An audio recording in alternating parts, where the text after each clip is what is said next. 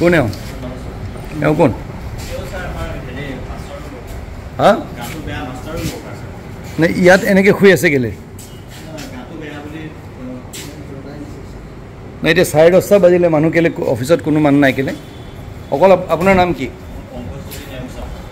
ৰেজিষ্টাৰখন দিয়ক হেৰি কৰা ৰেজিষ্টাৰখন দিয়ক এই গোটেই আপোনাৰ হেৰি অফিসটোত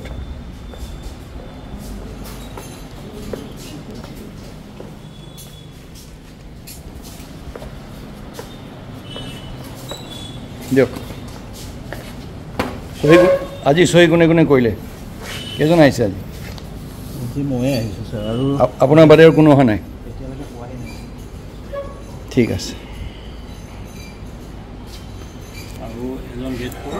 ছাৰৰ লগত গুৱাহাটী গৈছে ছাৰ আপোনাৰ ঘৰত কেতিয়া পাইছে এতিয়া 10:30 বাজে আৰু ছাৰ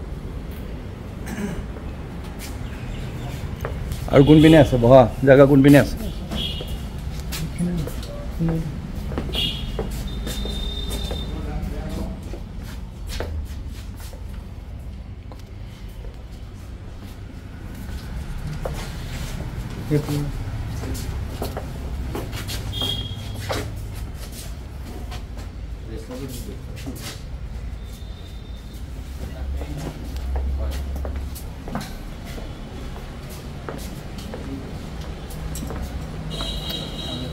সবকে ক'ব ডাঙৰীয়া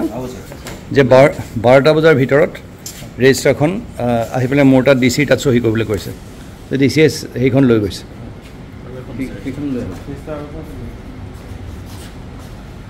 থৈ দিয়ে আৰু বাতৰি পৰিৱেশন কৰাৰ পিছতো কিছু সংখ্যক ভয় নকৰে আপুনি তাত ছাডেন ভিজিট বা তেনেকুৱা ব্যৱস্থা নিশ্চয় কৰিম আৰু হেৰি পৌৰ সভাৰ লগত মোৰ কথা হৈছে তেওঁলোকেও বহুত তৎপৰতাৰে কাম কৰিছে ধৰি লওক ৰাতি তেওঁলোকে চাফা কৰে এইখিনি আমাৰ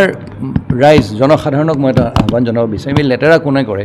জনসাধাৰণে কৰে আৰু ৰাইজ যদি সজাগ নহয় আমি যদি আমাৰ নগাঁওখন সুন্দৰ কৰোঁ বুলি আমি নিজে সংকল্পবদ্ধ নহওঁ নিজে যদি সেইখিনি নকৰোঁ তেতিয়াহ'লে আমাৰ নগাঁওখন লেতেৰা হৈ থাকিব সদায় পৌৰ নিগমক প্ৰতি আঙুলি টুৱাই বা চৰকাৰখনৰ প্ৰতি আঙুলি টুৱা মানে বা প্ৰশাসনৰ প্ৰতি আঙুলি টুৱালি নহ'ব আজি আমি আমাৰ মনত এটা গণজাগৰণ এটা হ'ব লাগিব যে নগাঁওখন আমি চাফা কৰি ৰাখিম তেওঁলোকে যদি এটা ডাষ্টবিনত পেলায় যেনিবা ডাষ্টবিনটো প্ৰশাসনৰ তৰফৰ পৰা বা পৌৰসভাৰ তৰফৰ পৰা দিব পৰা নহ'ল এটা ডাষ্টবিনটো তেওঁলোকে কিনি ল'ব পাৰে লৈ পেলাই ল'ব তাৰপিছত আমি তাৰ পৰা কালেকশ্যন কৰি লৈ যাম নহয় জানো একেলগে তথাপিও তাৰ মানে এইটো নহয় যে আমাৰ কৰণীয় নাই আমাৰ প্ৰশাসনৰ দিশতো কৰণীয় বহুত আছে আমি সেইখিনি কৰিব লাগিব আৰু একেলগে মিলি পেলাই মই ভাবোঁ যদি আমি একেলগে মিলি এটা দল হিচাপে কাম কৰোঁ নিশ্চয় হ'ব ফুটপাথত কিন্তু বস্তুসমূহ এতিয়াও থৈ দিছে